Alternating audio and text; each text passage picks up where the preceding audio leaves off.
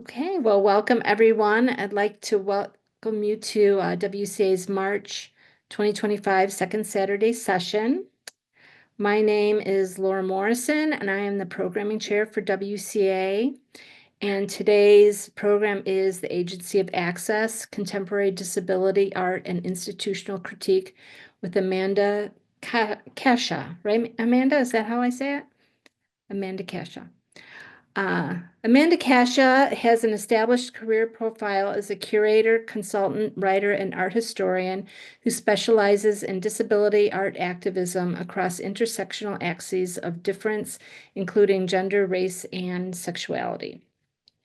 She's the tenure-track assistant professor and an assistant director of the Masters of Arts in Arts Leadership Graduate Program at the Catherine G. McGovern College of the Arts at the University of Houston, where she also serves as coordinator of the Graduate Certificate in Museum and Gallery Management and the Graduate Certificate in Arts and Health.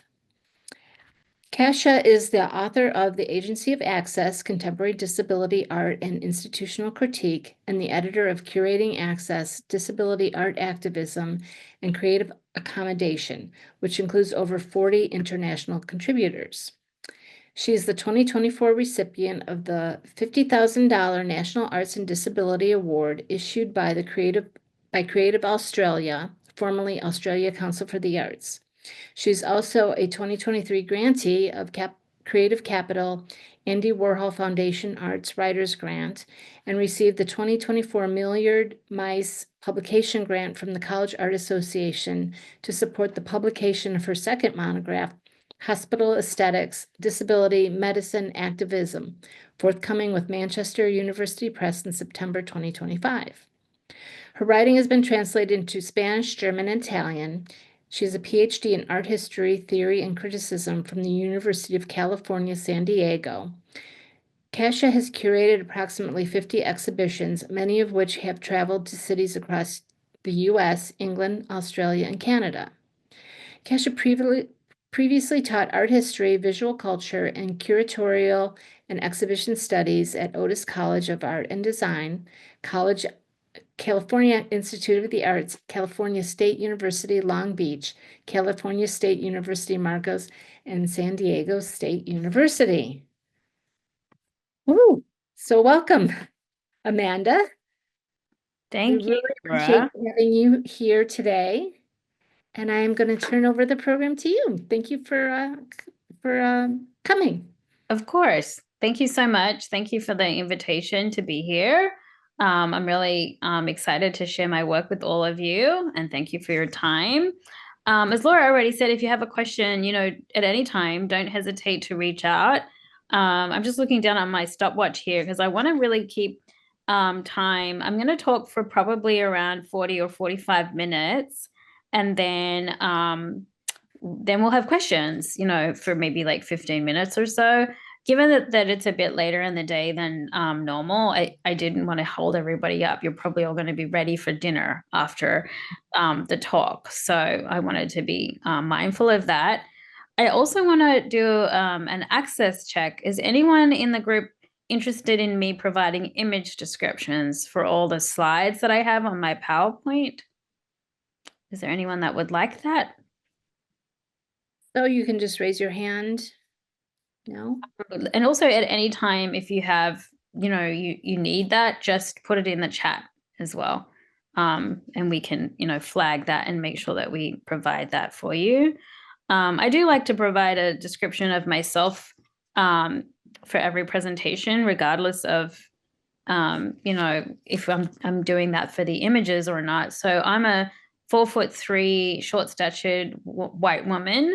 I have brown curly hair, and today I'm wearing my black framed glasses, and I have brown eyes, and sitting in my home office in Houston, Texas.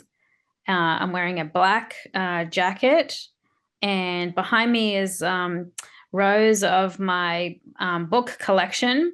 And I have also a small lamp that's on, and an artwork of flowers that's hanging up on the wall behind me.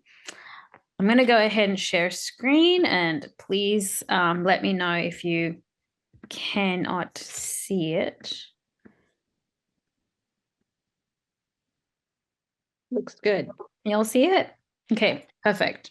All right, so let me get started. And like I said, just feel free at any moment to interrupt and ask a question if you need any clarification. The title of the talk is based on my newest book, which is really exciting. And this is obviously something that I've been working on for a very, very long time, over a decade now. The first slide that we're looking at, though, is simply a screenshot from my website. And it's just myname.com. So I encourage you to go to my website if you'd like to learn more about my practice as a curator and as a scholar. My website is pretty good in terms of it's very comprehensive. So it'll have, the last, more than a decade now of my curatorial practice, all my work in there, plus all my publishing. So it's a pretty comprehensive record that you'd be able to find a lot of material on that website if you want to learn more. Prior to the monograph that I'm really focusing on today, I published this book. Laura mentioned it when she introduced me, and it's my edited volume. And my edited volume came out in 2022. I worked on it through all of that pandemic moment that we all had to go through and experience together. And I really decided I wanted the edited volume to come out before the monograph because I wanted to hear from these voices from all over the world that were thinking about issues of access in the art museum and issues of disability, and how do we support the work of disabled audiences, but also the work of disabled artists in the museum. And so the book is not really, I think it's less academic, but more so it represents the voices of artists and curators, really, because it's providing like templates of, exhibition case studies of how they decided to curate exhibitions that had access in mind or access at the forefront. And so this kind of collage of images that you're looking at on the right-hand side of the screen is really just sort of a highlights from different chapters in the book. And I was really happy with this. We had, as I said, 40 different contributors, mainly coming from the United States, Canada, Australia, New Zealand. We had a contributor from South Korea, and a few other countries in Europe as well, outside of the UK. So I was quite happy with that. I wish it had been a little bit more global, but it was really hard to find more global contributors. So that's probably going to be in part 2 of my next project. So then we get to this is the main topic of the discussion today, is the agency of access, contemporary disability art, and institutional critique. And I had mentioned that, this was like a project that took a very, very long time. And that's because it really was my focus throughout all of my PhD studies. I did my PhD in art history at the University of California, San Diego. And, I started working on that in 2012. But even before that, I was working on it in my master's degree before I did my PhD. So this, what you're looking at here now, is the front cover of the book, the spine, and the back cover. And I was really excited to get quite prominent women art critics and scholars to write the blurbs on the back of the book. One of them being Kerry Sandell, who's the director of the program on disability art, culture, and humanities at the University of Illinois, Chicago. And then the other woman some of you may have heard of before is Aruna D'Souza, who's quite a prominent art critic who writes for the New York Times quite regularly and does, reviews of all the major exhibitions coming out of New York and elsewhere as well. And Aruna is a really accomplished and prolific scholar as well, and has published many different books. So I was excited to have their voices being represented there.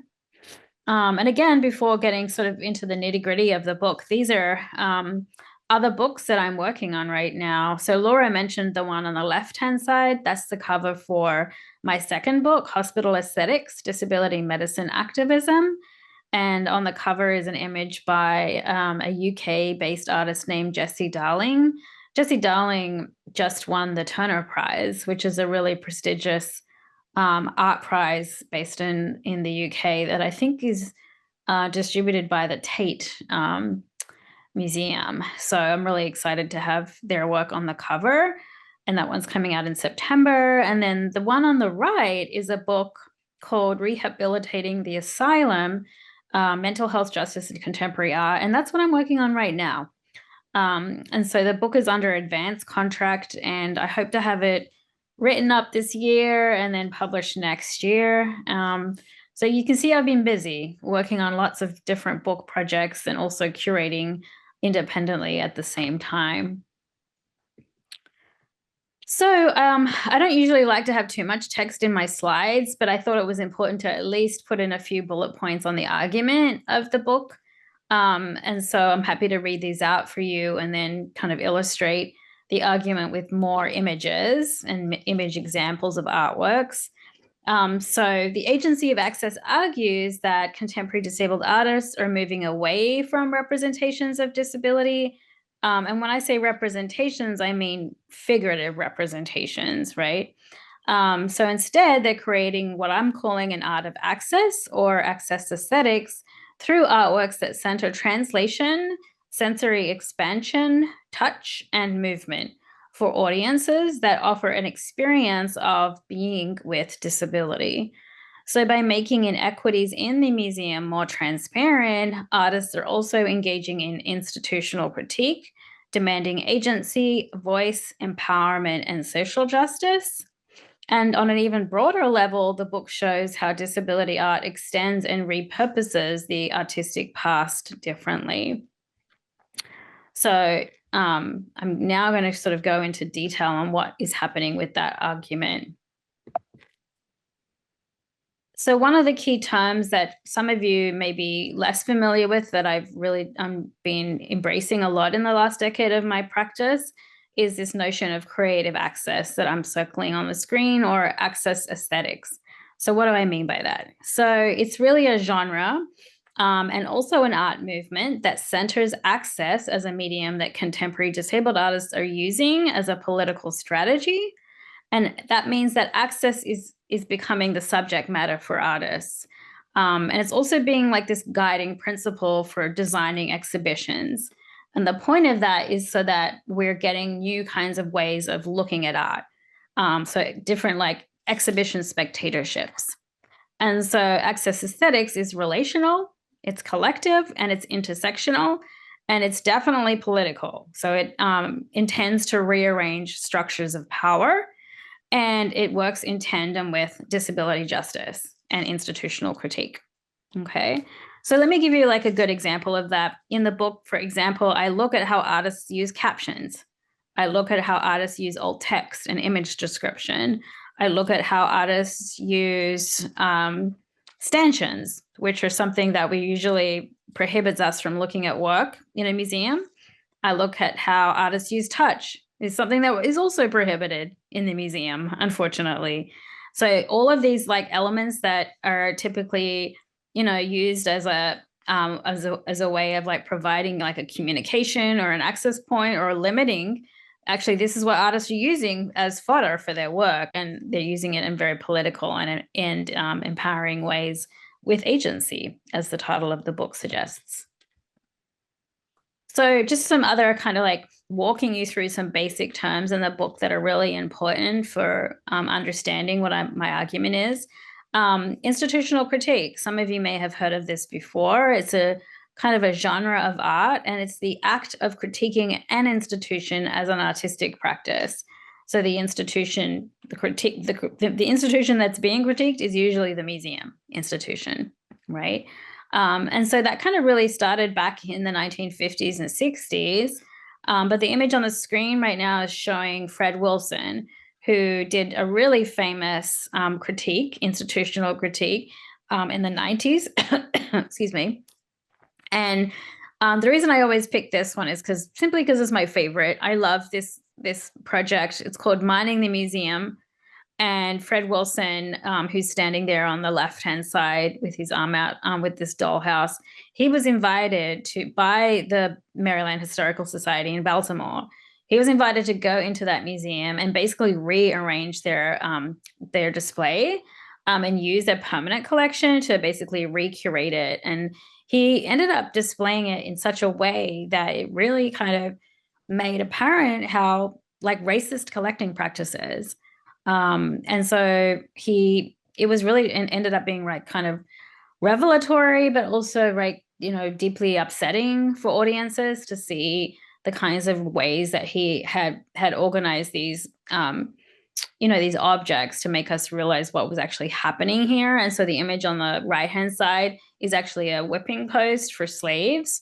And he's kind of arranged all of these chairs so that people are actually sitting around observing this kind of act of violence, right? So I thought it was a really compelling, I really learned about this in my early years of grad school, and just stuck with me ever since. And I thought to myself, I wonder how eventually, after working with disabled artists for many years, I thought, I feel like disabled artists are also contributing to institutional critique as well, but they're doing it through the lens of disability. So that's kind of what this book was all about. And so this particular artist, Finnegan Shannon, I argue is like, like being Fred Wilson, is like these artists are really working to unveil limited perspectives of museum culture that are steeped in patriarchal, racist, and ableist frameworks. And I left out the word sexist as well, right? And so Finnegan Shannon's image is on the screen there on the left-hand side. It's a bench, and in very, like, I think large white uppercase text, it says, "This exhibition has asked me to stand for too long and sit if you agree." So Finnegan's work is, I always use this as my go-to to demonstrate to audiences like, what does a CRIP institutional critique look like, or a disabled institutional critique? And this is really it. It's like this idea of, when we go to museums, there are not enough places to sit down. I'm sure we've all noticed that. I find myself, especially going to the really big encyclopedic museums, where it's kind of exhausting, right? It's like there's no places to really sit and rest, but also just to sit and spend time with the art, which is the reason why we go to museums, is to take in the beauty around us and the talent of the artworks and the artists. And so Finnegan is also somebody who has a disability, and has, in terms of their gait and the way that they walk, they need to rest often. They need to be able to sit often. And so this is why they were interested in making this particular intervention in the museum. And what's so amazing about Finnegan's work is they're providing us with benches to look at as works of art, but they're also, you can sit on them too. So it's also a practical solution to something that is missing in our institutions. And you may notice that also Finnegan's using this particular color blue, which may ring some bells if we look at disability signage, public signage. So the handicapped signage that you see, the wheelchair sign, wheelchair parking spaces, etc. This is all the same color. So it's called the ADA color blue. And Finnegan did that purposefully as a political, again, statement, right? To say that this is something, an accommodation that really ought to be addressed by museums. I see that there's a question in the chat, so let me see if I can answer. Oh, that was just me saying, yes, I agree with you. Oh, okay. The situation is getting even worse, I think. I don't think it's getting better. Yeah, I agree with you. Okay, so this is just kind of like the art history piece here. This slide, it's really saying like, okay, what art history do I draw on? And I'm really connecting contemporary disability art with art movements from the recent past, really. So surrealism, conceptual art, minimalism, fluxus, body art, performance art, 20th century exhibition designers like Herbert Bayer and Frederick Kiesler. So the two images here are really, I guess what I'm trying to say is like I found some work from the past, and I thought, oh, that really resonates with disability and disabled art, and people probably wouldn't even make that connection. And so if you're looking at the image on the left, for example, by Herbert Bayer, it's called Extended Vision. And there's this diagram of this man who has the eyeball on his head, and he's looking out at the works of art on the wall, but you can see it's not like a standard, what I would call a standard viewing experience, which is like a person looking at a work hanging at their height, and then it's just one work hanging on the wall, right? Like straight in front of, like in your eye line, your eyesight. But here, Bayer is like, well, why should we do that? Why don't we hang the work up on the ceiling, and why don't we hang it left and right and down below? And so I really liked how he was trying to push the boundaries even back then in 1929. And so while this drawing is clearly still very much vision centric, right? It's like this dominance of vision that we have to grapple with in our art museums. He's still somehow pushing the boundaries. And so that's kind of what I draw on and say there were actually exhibition designers out there from the past that were doing this work. It's just that museums really, I think, failed to use them as a template for all spaces. Like, why can't we? Somehow museums along the way became standardized and decided this is how we're going to design our spaces with just one body in mind. So they kind of lost that era of experimentation that I think Bayer brings to the table.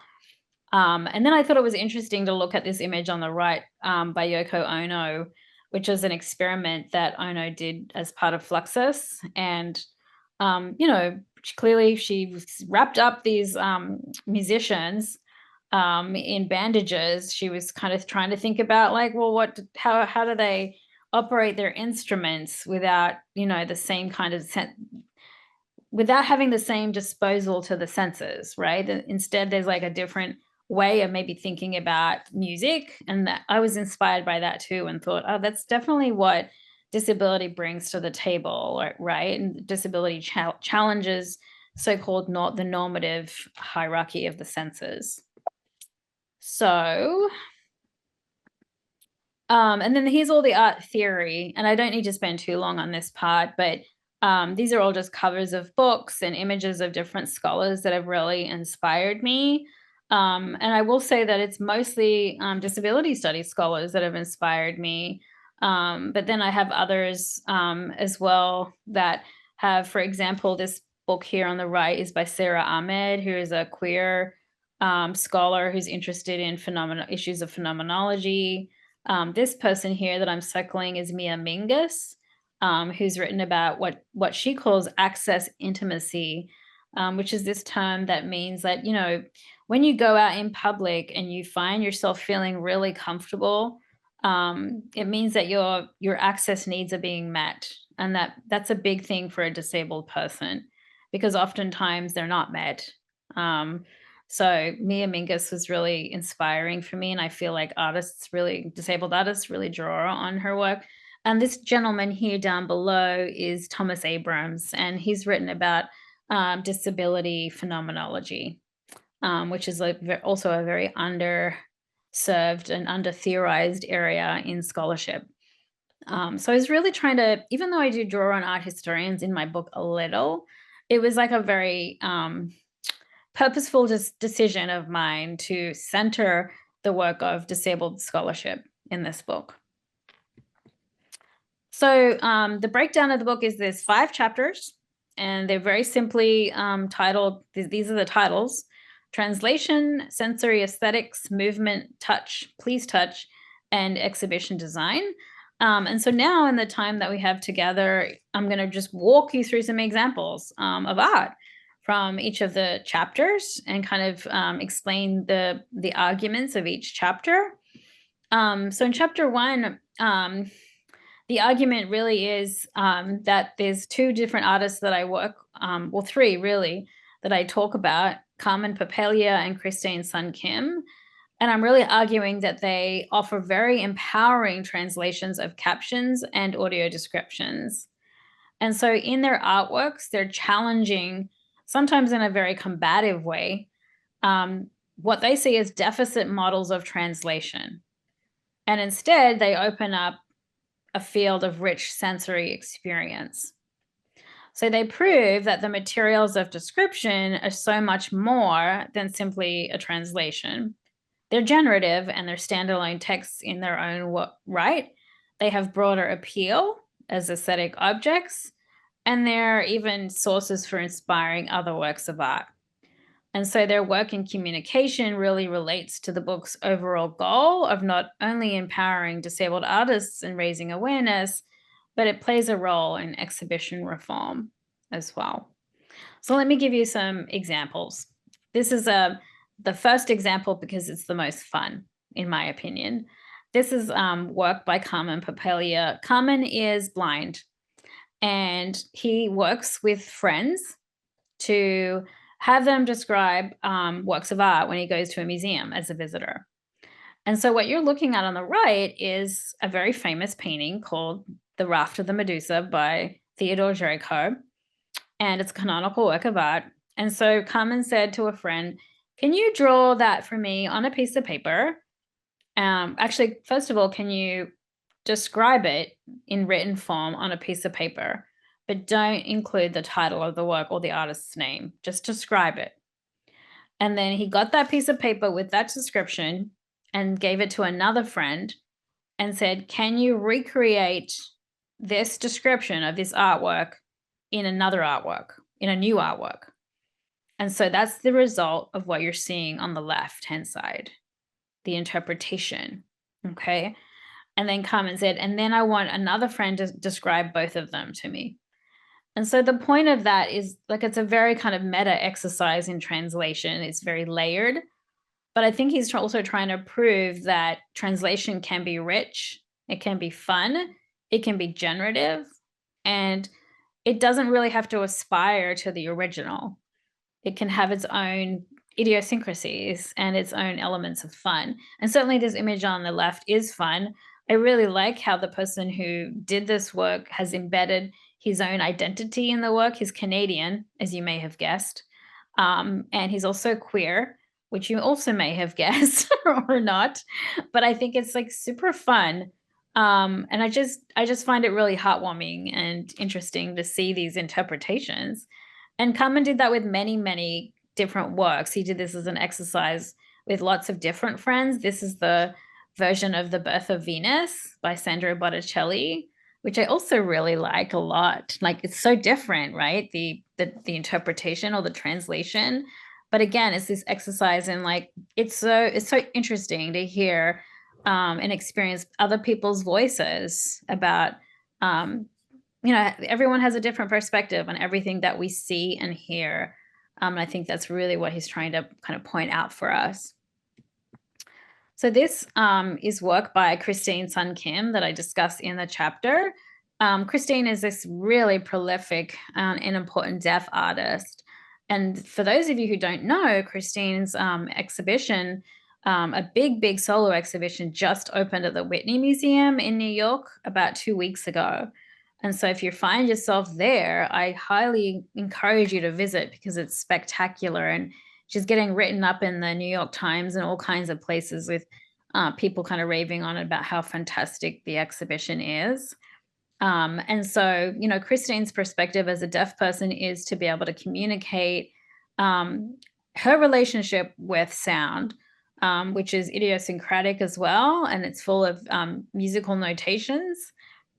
She's developed these really highly personalized scores that are full of emotion, that sometimes convey frustration with the hearing world, that sometimes convey a real interest in teasing apart what it means to communicate with one another, what translation means from her perspective. And I've compared Christine's work with other, musicians and artists from the past, such as Lamont Young, who was also interested in developing scores and compositions for scores. And this is a piece that Christine did that I've written about in the book, because what they're trying to do here is have people use these kind of devices which emit sound, but the only way that sound is emitted is by if you walk along and keep this structure kind of touching the blue Velcro lines. That's the only way that it's kind of like a radio transmitter. It's the only way that sound comes out. And it's actually, I remember trying this back in 2013.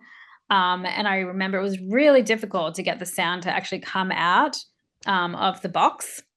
And that's the whole point. I think that Christine is trying to revert that translation experience and say, as a deaf person, I'm constantly frustrated with the hearing world. Like I always experience like communication secondhand.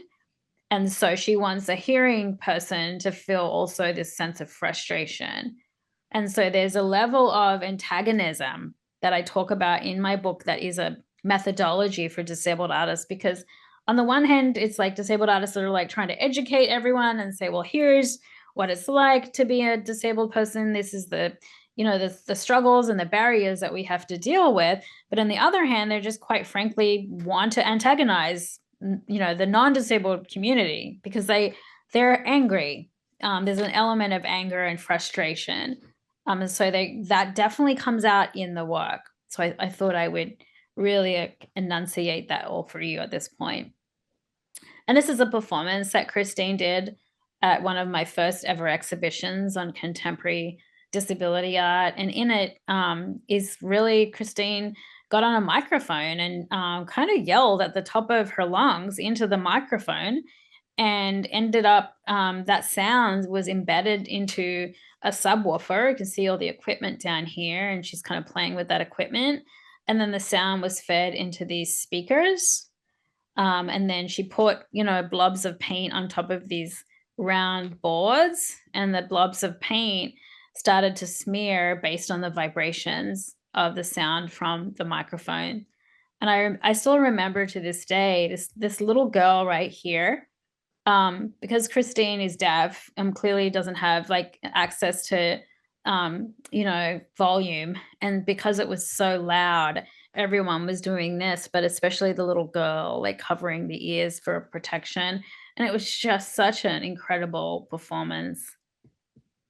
This is a video that I wanted to share with you, but I think because of time, I'm happy just to simply provide you all with the link in the chat. I highly encourage you to watch it because it's really Christine kind of walking us through their own interpretation of captions. I don't know if you've all experienced this, but when you watch a film or a television show, you'll notice that the captioning is usually quite and it's pretty basic. It doesn't provide enough information, especially when it's trying to capture an interpretation of sound or music. And so like usually you'll just see like one note, one musical note, and that's it. When it's really so much more than that. I'll give you an example. Yesterday, I took my family to NASA here in Houston. We went and experienced this incredible, place in the city, and we watched a film about the astronauts going into space, and it was captioned. And we watched the film, and the music, as you can imagine, like this, incredible orchestra as the astronauts are ready to go off into space into their, with their rocket. And the only sound captioning was one note. And I thought, wow, there's so much more that could be described with that moment. And so this is really what Christine is trying to convey in this incredible kind of reinterpretation of sound. And it's what is really amazing about this work is that it's very multi-sensorial too. So Christine is not just describing things visually or even sound, but Christine is describing even the sound of the sunset, or the sound of foam as it's being washed over your hands. So this like incredible, like visceral, but like sound that appears in unexpected ways that I think is really beautiful and profound. And this is Vanessa Dion Fletcher, who's a Canadian artist and is really interested in like conveying translation of her Indigenous heritage. And she uses porcupine quills as these beautiful designs that she creates on paper. And Vanessa told me that, growing up as a young girl, that her family did not teach her their native tongue because there was an element of shame and embarrassment because they were trying to fit into their English speaking circles. And so Vanessa said by using the porcupine quills as her way of trying to access her heritage and her past, and also like thinking about like translation, issues of translation in new ways. So I'm just going to skip over some slides here because I'm not conscious of the time again, but this chapter is called Sensory Aesthetics. And in this chapter, it's really kind of this idea of, again, like challenging this predominance of vision in the hierarchy of the senses, right? It's like saying like, here's like, why can't we consider sound and tactility um, in ways that are kind of a little bit more prominent in our museums? And so Carmen Papalia, again, this is Carmen, has done these walks for many, many years now, over a decade, where he guides people through public spaces and he asks them to close their eyes and to try and experience like familiar or unfamiliar environments through their other senses. And you can see it's literally like the blind leading the blind here. And Carmen's done that, as I said, in different parts around the world, different cities around the world. This is one he did in New York. And then after the walk is over, it concludes, he asks them, well, how was that? How was that experience in public space without opening your eyes, especially in a city like New York? It could be kind of precarious. And they said it was nerve-wracking, but after a while, they started to feel more comfortable and to indeed take more notice of smell and the touch of the person's hand on their bodies and so on. And then there's been many times where Carmen has also experimented with his white cane. He said the semiotics of the cane are problematic for him because people unfortunately have a negative kind of, assumption around blindness and the cane. And he said it really tends to keep people away from him. And so he said instead of trying to keep people away, he wants to bring people in. And so he's in this example, replaced his cane with a bullhorn. And he'll go around in this performance and tell people, I can't see you, but if you can see me, come up to me and help and walk me through the neighborhood. So he's trying to have a dialogue with people about his blindness. And then here is like this list of provocations for what his cane might be. So this list is all the alternatives for him of this is what my cane, I'd love for my cane to be a bread knife or a pencil, candy cane, etc. And I think it's really kind of fun and refreshing for him to kind of change it up a little bit, right?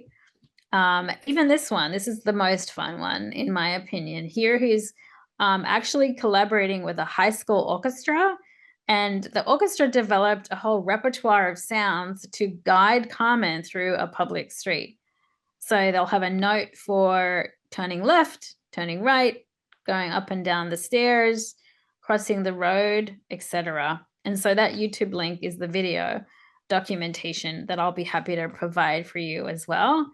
And he's done this now in a few places. This is the High Line in New York, where he also had a orchestra that he collaborated with to help guide him through the space.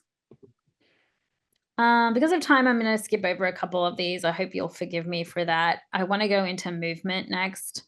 And in movement, this is really the star of the show because this is the work that's on the cover of the book.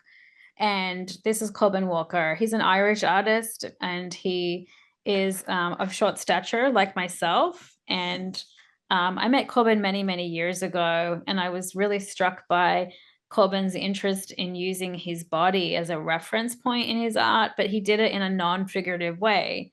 So by that, I mean, he would always use the measurements of his body, but incorporate that into the measurements of his sculptures that were minimalist.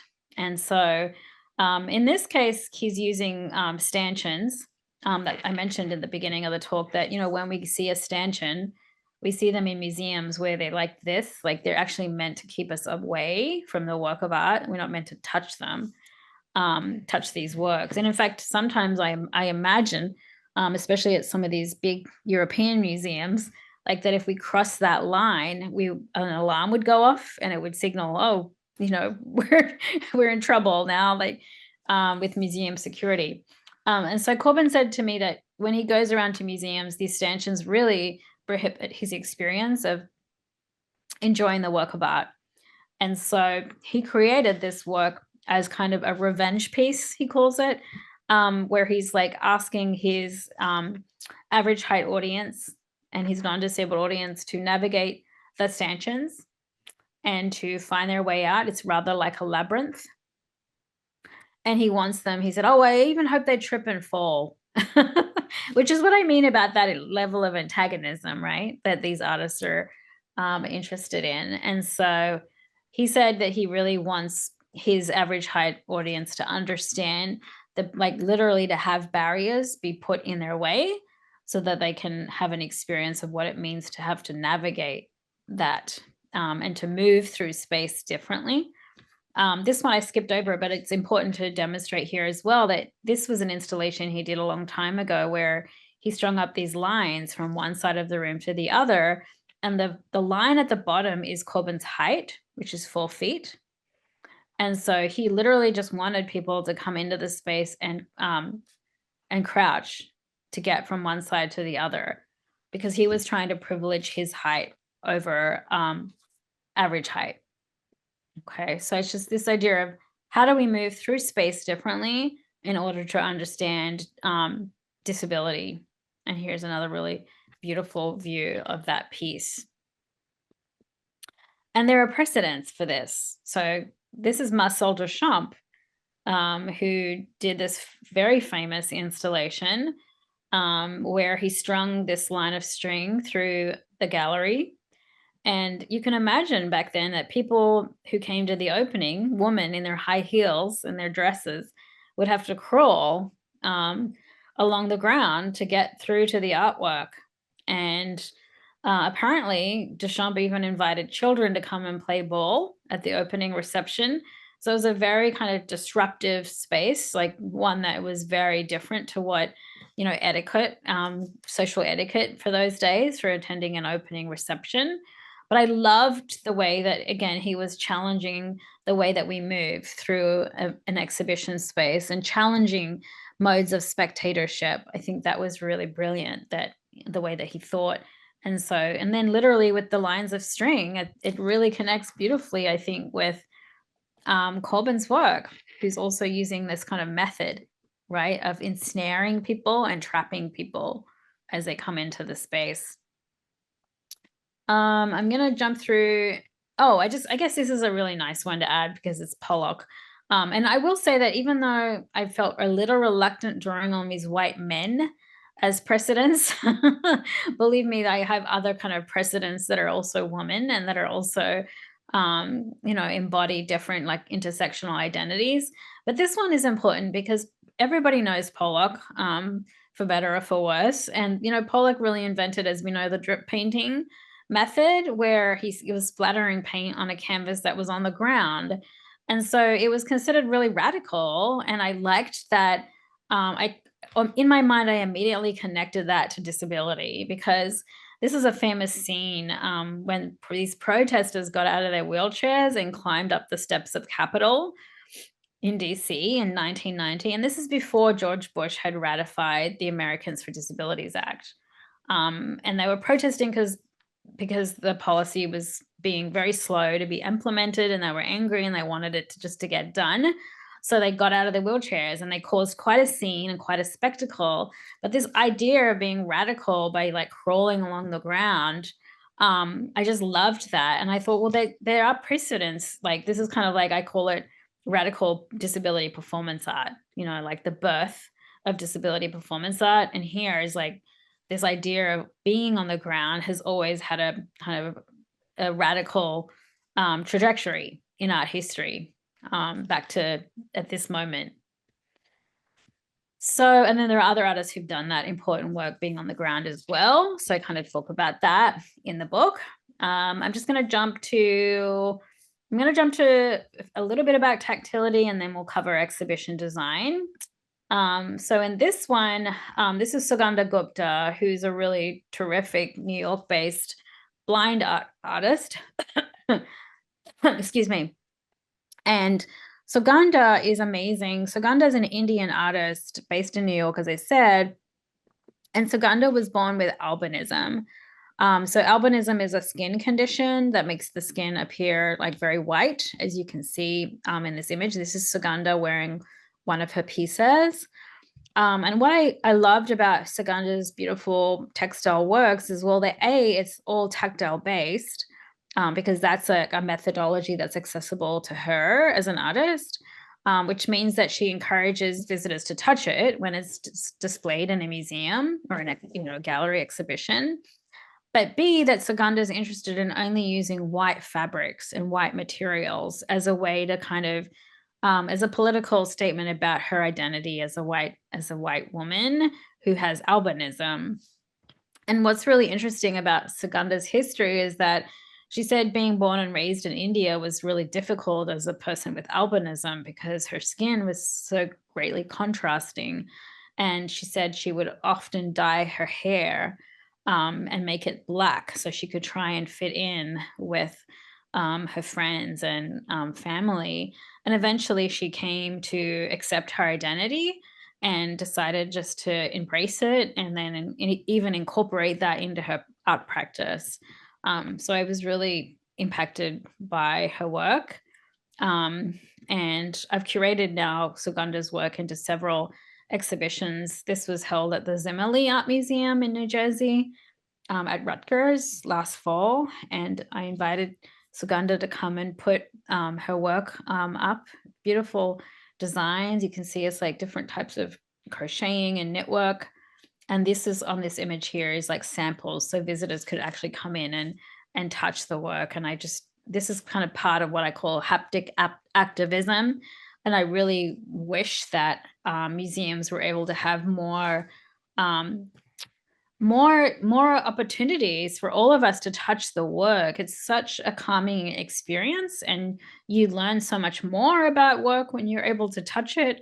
I understand it's like, there's a great deal of challenges that museums would have to undertake to be able to have work being touched, because of security and conservation and so many challenges. But it's yet I think that we should try and figure out a way through this conundrum that we're in of touching.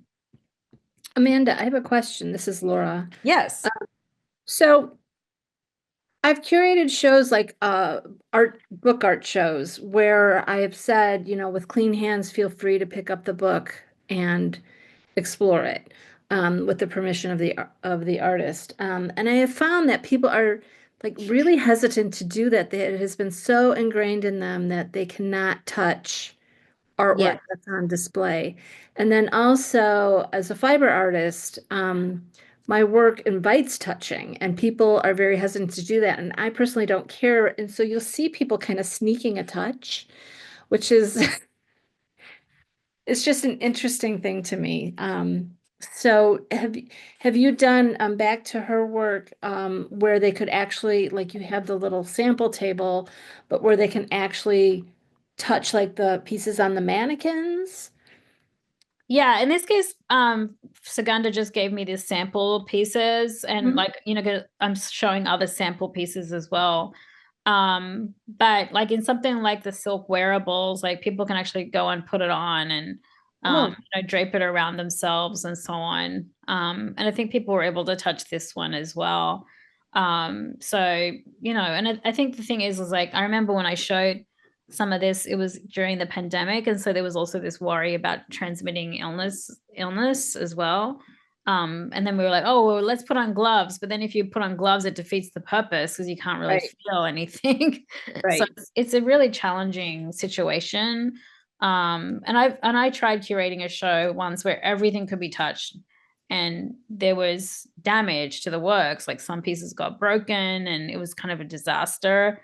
And that's my timer. The gallery director was just, really distraught because of how much work got damaged. Because as you pointed out, Laura, like once you give people the permission to touch, they don't really know what to do. And in this instance of where I had people touching, they kind of went crazy, like they went overboard and just. So I ended up having to sit in the gallery and basically walk them through, like educate them on Uh-huh. here's how you engage with the work. And I realized that we don't have any like blueprints or any guidelines for how to touch. And maybe that's what we need to work on in museums, is like a language for touching. Um, Well, I think, with the little signage I'd make saying with clean hands, feel free to pick yes. people. I would notice people would check their hands, and I just that language gave them a moment to consider, I think, what they were doing. So maybe it's really about experimenting with text, um, about helping people be more cautionary about enjoying the work, but also being careful. Yeah, definitely. I agree with you. And but it's also a curatorial, like, I had works in the show that were ceramics. And so, but I was like, oh, it'll be fine. But silly me, I was very naive. So I think like when you have like, textile based fabric pieces, it's much easier. Um, Right, because but it's harder to break those things. And the book, yeah, yes. but it can still certainly endure, a lot of wear and tear. So you still want people to be respectful of the work no matter what. Right. It's really like, I feel like somebody has just written a review of the book that I hope will be published in the next 6 months. And they said, Cachia has presented a formidable challenge to museums. And I think chapter 4 would be the biggest because it's like, wow, like suddenly I'm telling all museums, you must have everything be tactile friendly. And then, I mean, that's probably going to take a good 100 years for that for that to be implemented. So I mean, I realize that it's kind of this utopian wish almost, but I think if we take these baby steps and at least having like more like even touch samples, as much as I'm a little skeptical of touch samples, because I feel like in a way they're not, it's not enough, but maybe it's enough for now. So Yes. anyway, so I'm conscious of the time, and so I want to end it there. I didn't get to my exhibition design piece, but I can just address that for 2 minutes here. Is like the exhibition design chapter. I'll just scroll to like a really good example, is really going back to actually Finnegan, and how Finnegan's really designing. This is a good example to end on, actually. Finnegan's work is very much about like thinking about disabled audiences. And I was kind of really struck by how I felt like Finnegan's actually an exhibition designer, because in their act of thinking about in their care and thinking about disabled audiences, they're actually also giving designers of exhibitions a blueprint or a template for like, oh, here's what you can do to make things easier. So this was a really neat project that Finnegan did, where this is a conveyor belt in the center of the space. So visitors would come in and sit at these chairs, and the conveyor belt would be moving, and there are objects on the conveyor belt that you can pick up and touch. And so you could just basically, the work comes to you, kind of like a sushi train at a sushi restaurant. And you don't have to walk or go anywhere. You just sit there and be super comfy and pick up the work and engage with it. And so I really loved that idea. And so instead of you going to the work, it's the art coming to you, right? Just reverse that process. Again, thinking about the disabled person in mind. So that's what I mean by exhibition design, and how I feel like disabled artists are really leaders in this kind of way of, again, challenging spectatorship. So I'll end it there. Does anyone have any questions for me, or any comments even?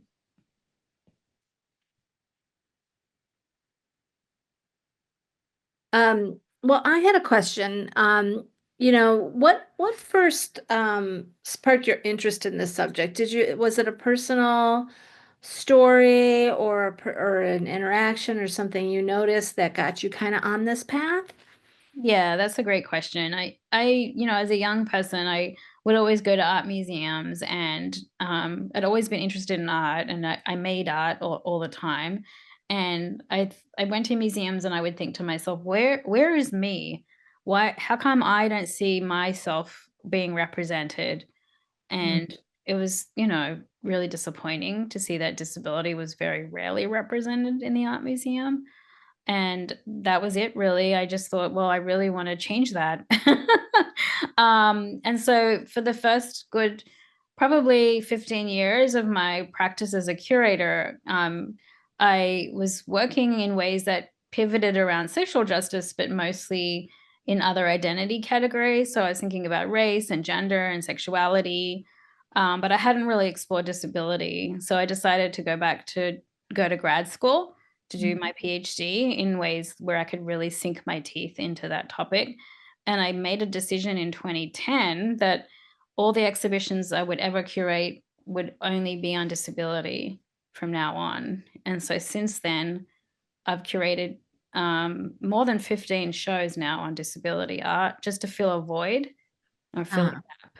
And I think it's working because people are starting to, even like the more mainstream, the major museums are starting to bring in disability into their museums, and it's almost miraculous, I will say.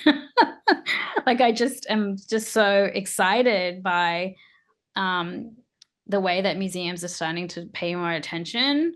And I say this with a little bit of skepticism, um, but unfortunately, I think COVID, because of the pandemic that we all went through in 2020, that now suddenly, people are realizing that disability is important because of, the issues around our health, right? We all had to deal with, being isolated, and there's been a spike in mental health issues, mental health and depression, anxiety. We've had to deal with all of us being inconvenienced in some way, which is what a disabled person has to deal with on a daily basis. So that I think that the museum kind of thinking about COVID and the pandemic is also making them turn to thinking about issues of health and wellness, mhm. which is why I think my scholarship and my practice is coming more into the becoming more notable, I suppose. I noticed there's quite a few comments in the chat too, which is Ah, nice. um, so Sam was talking about Sam, do you want to kind of talk about what you mentioned here? Yeah, I can talk about it. So, like, I at the Birmingham Museum of Art, one of the things that I love the most is there are a few things. They have chairs that you can fold up and carry around that are soft, so you can grab them in each room and carry them to a space where you can sit and use them. And I love that. There's also one of my professors had a piece that they were commissioned for that is this tactile pictures, and there are like mini models that people who have vision impairment and or need to feel the sensory textures and different materials can touch and kind of like gain access to being able to visualize more things. And I think one of the things that could be an interesting exhibit is the intersectionality of like how the art impacts people, but also how people impact the art. And if you're not worried about the archivability and the longevity of the piece, having pieces that are specifically designed to see how they change over time through human interaction. And I think that it could be Absolutely. really cool. Yeah. Ah, that's really interesting. Absolutely. Yeah. I think that's important. When I did my all tactile friendly exhibition, I would say kind of that I said to the artists, prior to that, like, this is going to be a tactile friendly show. So you can expect the wear and tear, and you can expect the evolution of, materials changing and so on. And so the artists really have to have a buy-in, I think, into that situation. And so a lot of it is also like, working with the artist in the studio. So studio like artists would have to have a commitment in a way in their practice, right? To also like think about what this work means to have it be touched by an audience. So it is like what requires more like pre-planning, I think. Sandra. Yeah, I'm loving this conversation because this is what started the whole chair project that I have done and working on the third version of it.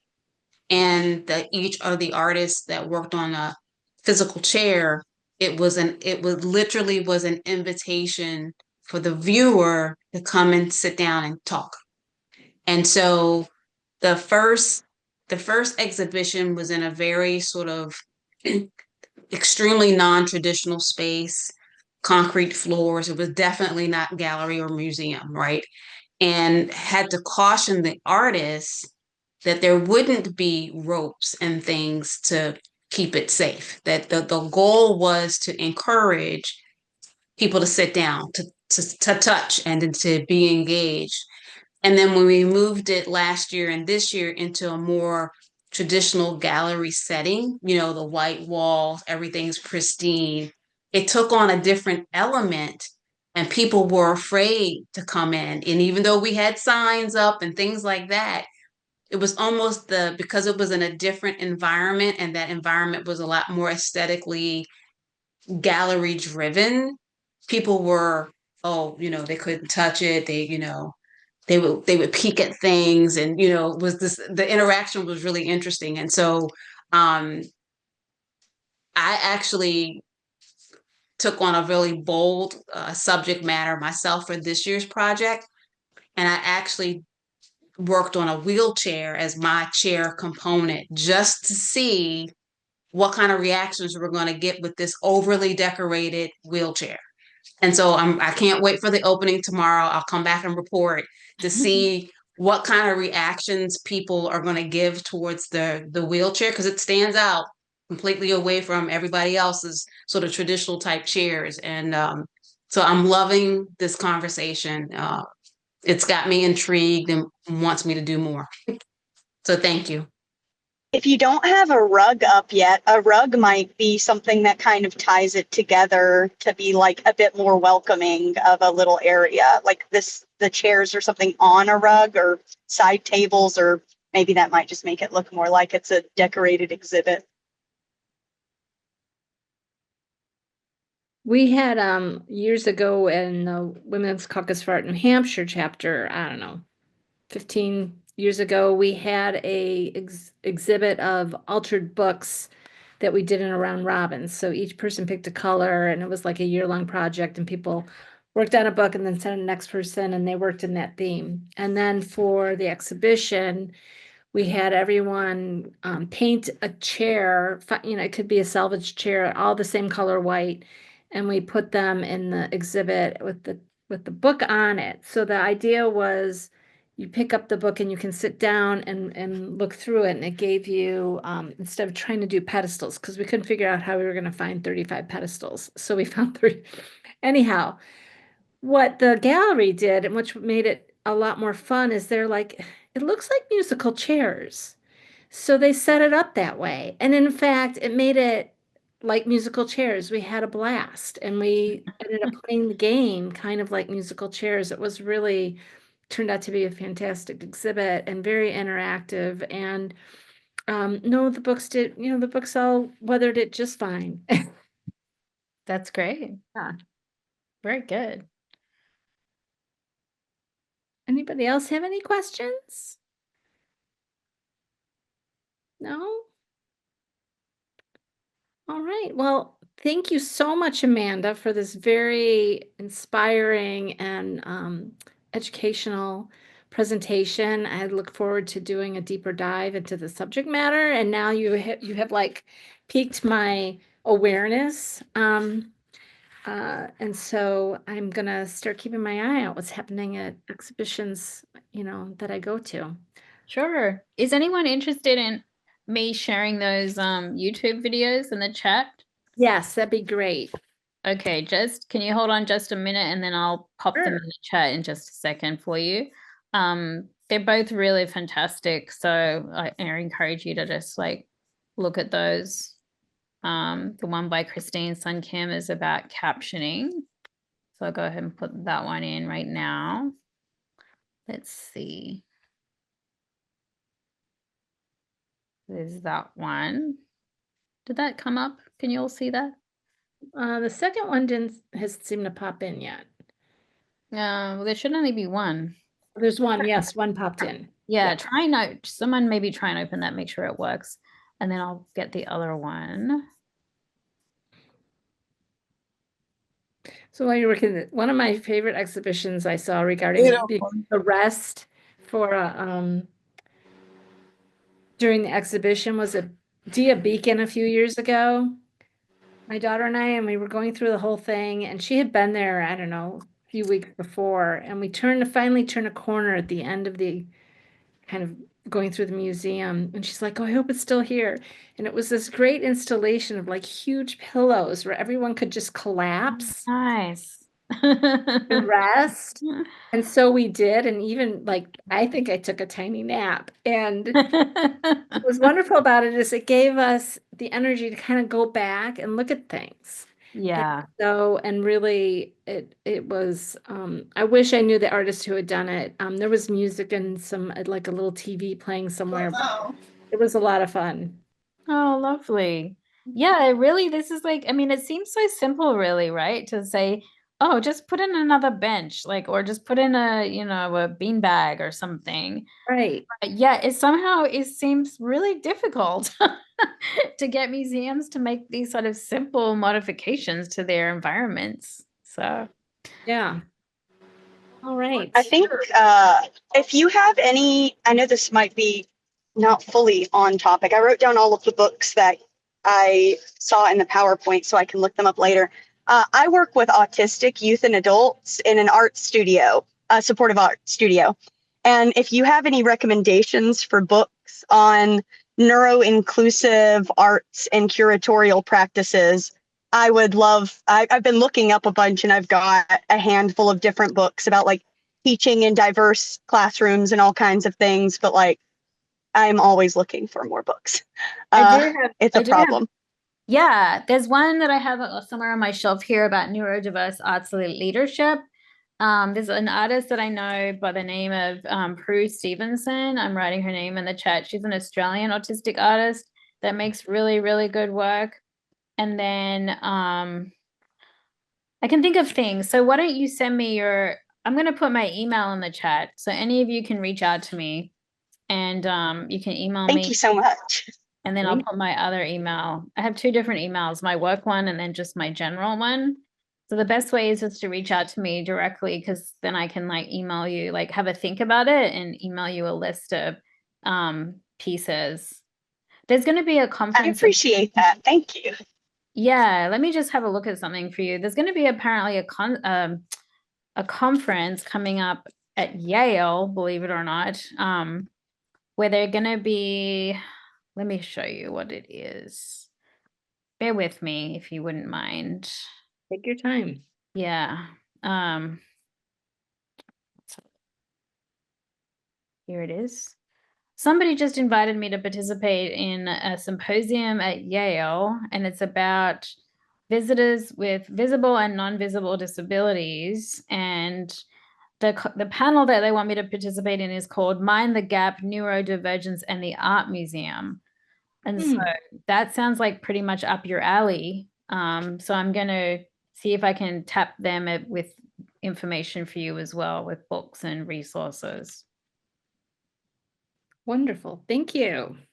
All right. Well, have a great evening, everybody. All right, everybody. Thank you. Good night.